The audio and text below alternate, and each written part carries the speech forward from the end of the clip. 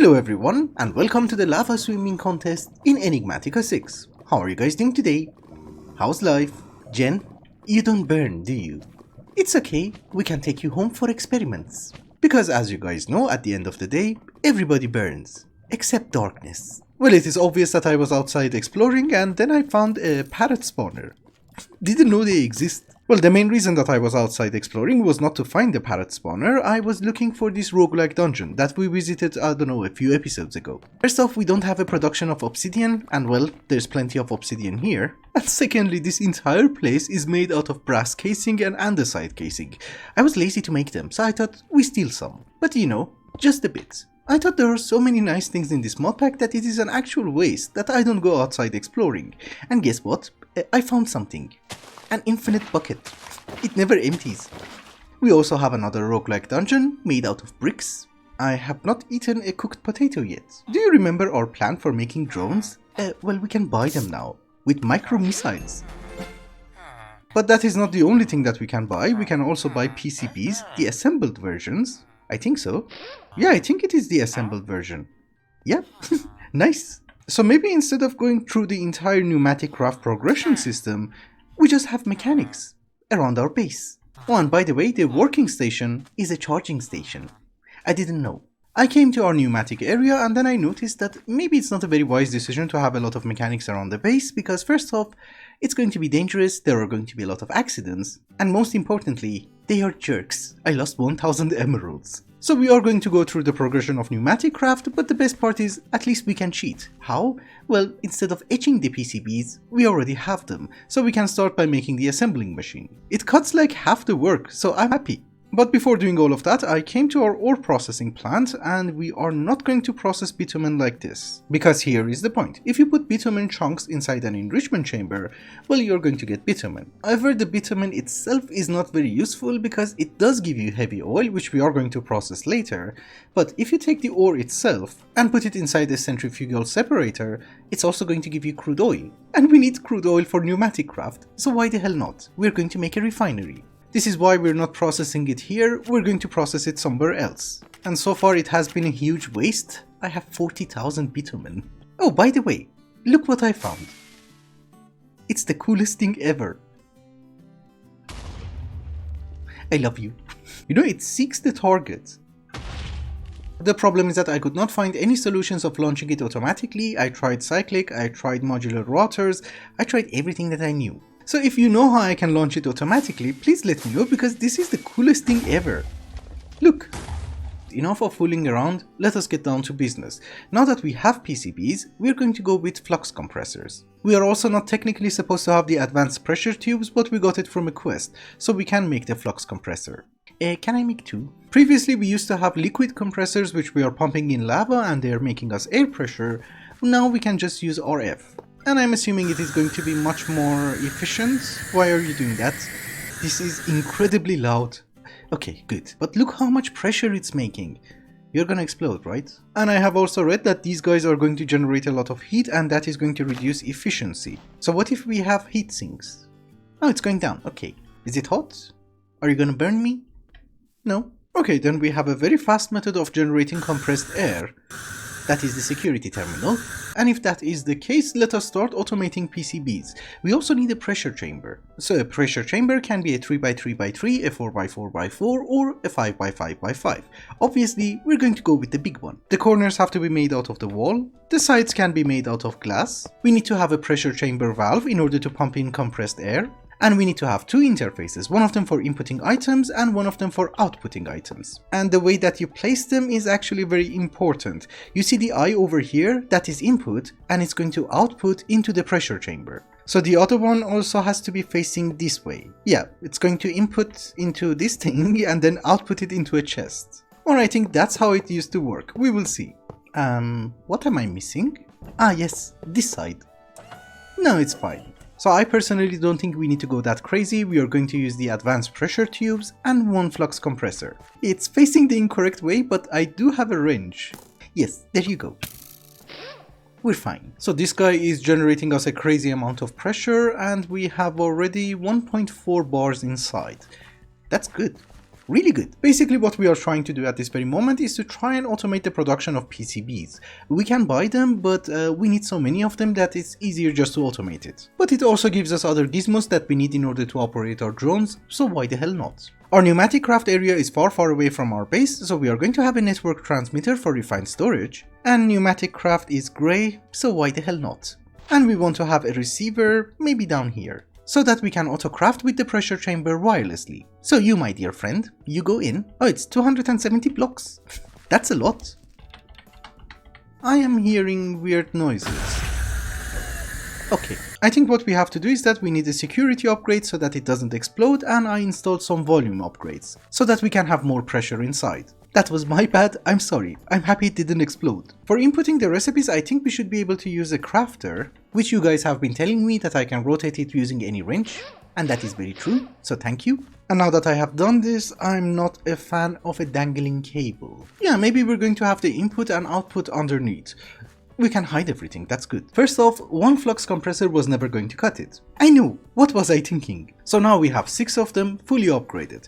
I also installed 2 volume upgrades inside our pressure chamber, because if you have more, then it's incredibly slow to fill it in. And the reason that we want to have a little bit more volume inside our pressure chamber is that whenever you want to craft something, the interfaces are going to open up and you're going to leak air. So the more air you have inside here, the pressure is going to reduce much less. So you can craft more and more items. That's the point. 5 was probably too many. But we have 2 very important things to do, and one of them has to do with this stupid island over here.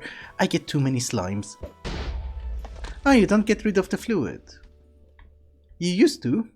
Can we make sponges? It is perfectly fine. We are going to use the extrapolated bucket. It just voids every single fluid that you pick up. Very good, very good. We can just blow up the rest. Finally. No more stupid slimes. And on a very positive note, I did not blow up my own base. The other important thing that we need to do is that we have to purchase a few more PCBs, because I want to make the assembler and I have already used most of my PCBs. And I'm hoping you guys have reset the deal? No? Well, you're a new one. So the part that we're basically skipping thanks to the villagers in Pneumaticraft is that instead of making the printed circuit boards in order to make the assembly platform, we just bought them. Well, not just the assembly platform, every single unit. I think we also need a drill and a laser, right? Yes, it has to be red, okay. There you go, red glass. Oh, and yes, obviously the controller. I think I kind of forgot to mention how I automated this guy.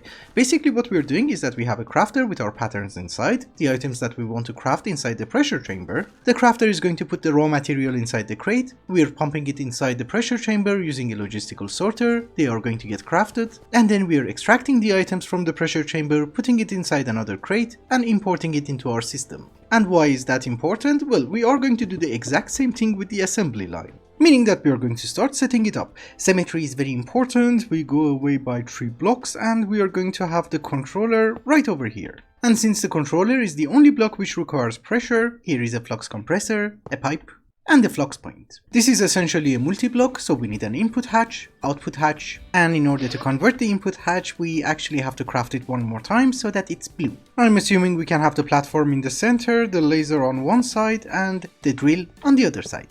We're done. Oh, and we're not done, we also need the program. When this reaches 3.5 bars, it should be active. Are you? Maybe? The question that I have is that if I have the crates over here and put the unassembled PCB, will you reach it? No. Would have been very nice and compact. But if you put it up there, it does work. That's fine. Also, these guys are incredibly slow, so a bit of speed upgrade is not the worst idea. But it takes the unassembled PCB, processes it, and puts it on the other chest. And we don't have that many recipes for it, we just have the advanced pressure tube, the sign, obviously the PCB, and of course, in case we're interested, the elevator. We can also have full automation for this guy as well, because, you know, our receiver is just over here. So you, my dear friend, here is your crafter, a logistical sorter, and on this side we're also going to have one more logistical sorter, a crate, and the import bus. So if we set in the patterns inside the crafter, we should be able to order PCBs. I don't know, can we? Let us order 10. And see what happens. Okay, that's working. Very good. Oh, you're also crafting it at the same time. That was nice. Perfection. Slow perfection, but still perfection.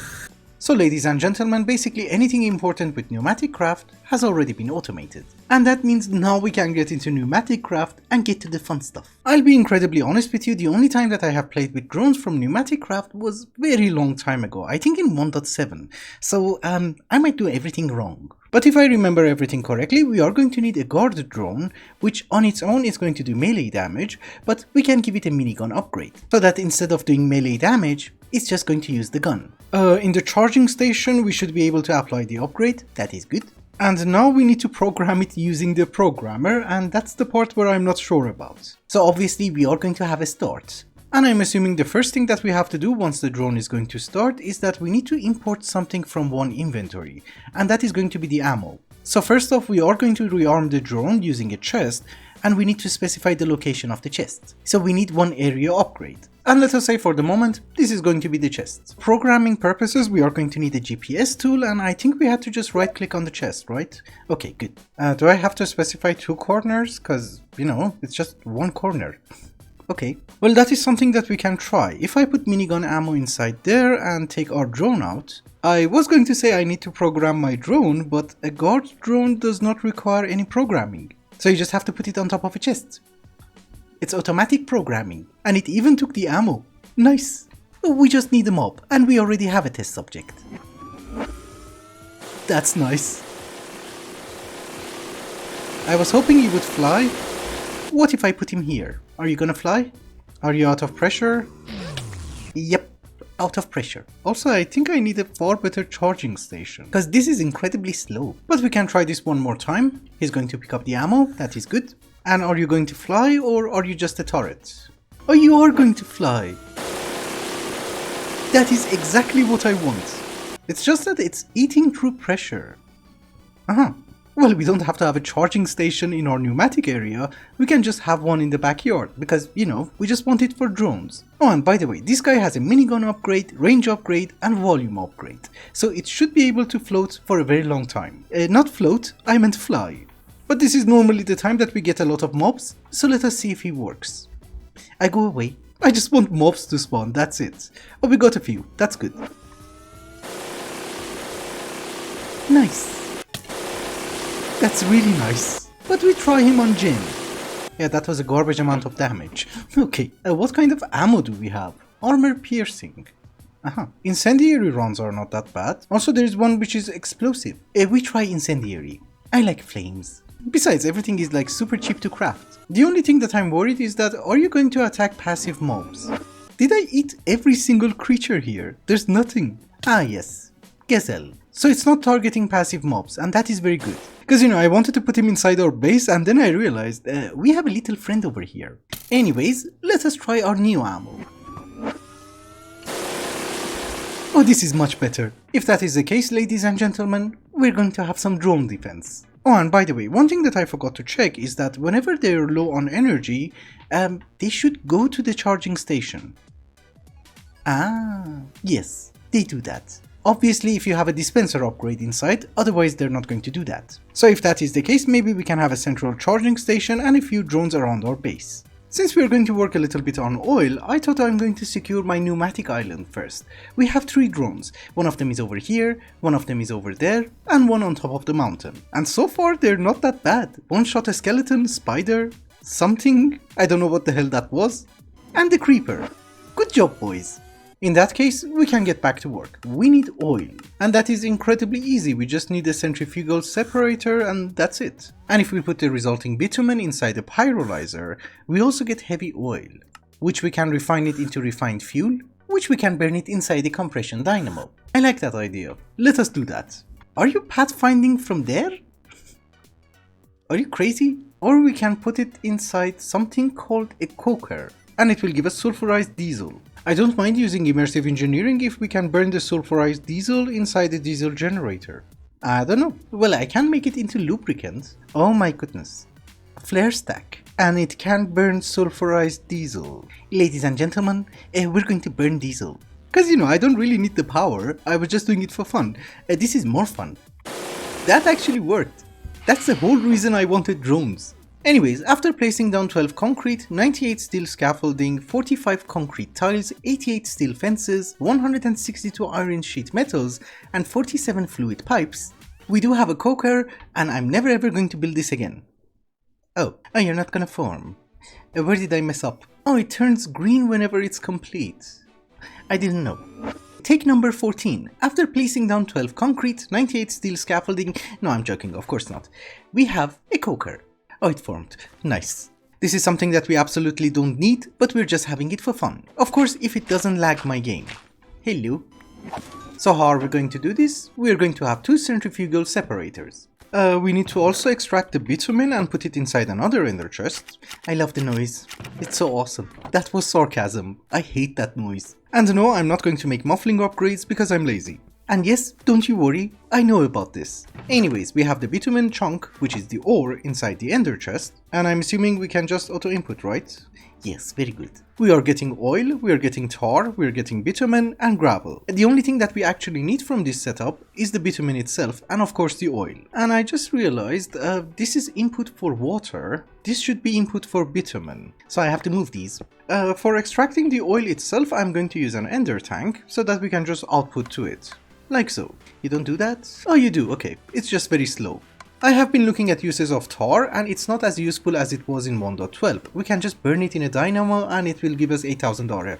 No, that is not per tick, that is total. So we're not going to use it, we're just going to void it. So basically what we're going to do is that we're going to set a filter for tar, it is going to go to the trash can, and we're done with it. Same goes for gravel, we don't need that, and the bitumen itself is the only thing that is going to go to the coker. I'm not exactly sure how this giant stupid thing is going to work, but apparently we're going to give it bitumen and water and power, and it's going to give us sulfuric diesel, as well as, I think coke? Yes, pet coke. I'm not a chemist, but in Minecraft terms, it's better than tar. Still, I'm gonna void it, we don't care. The only thing we are interested in the entire setup is oil, which we already have. I have an ender tank for water, I'm not going to use a sink. So are we getting anything? I have a feeling that it's heating up. Yeah, a few things are changing, so maybe it is heating up. Anyways, for the moment the important thing is that we should not waste the oil. So I did make a black hole tank, and we just put you on top, and voila. This takes a bit of time. You know, I just had a thought, maybe I am getting something and I'm just not noticing it. Am I? No, that is air. So it's probably charging up, I don't know.